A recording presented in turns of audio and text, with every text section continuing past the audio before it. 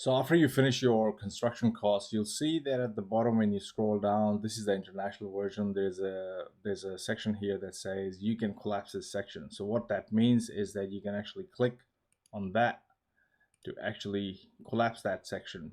Now this is a pre-populated calculation sheet. So if I go into the international version and I just collapse that, is because all that allocation stuff is no longer required.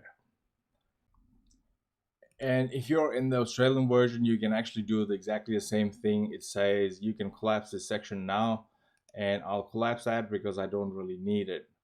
And we can discuss the GST in the next video. And the international viewers can actually skip the next version because the next video, because there's no GST, and I'll explain how the GST calculations are working. And this is the international version, so there is no GST section here whatsoever. It is there, but it's actually hidden, but has no impact on your calculations whatsoever. So if you are an international, you can actually skip that and go straight to land finance video. And if you are from Australia, I'll discuss the GST component in this feasibility.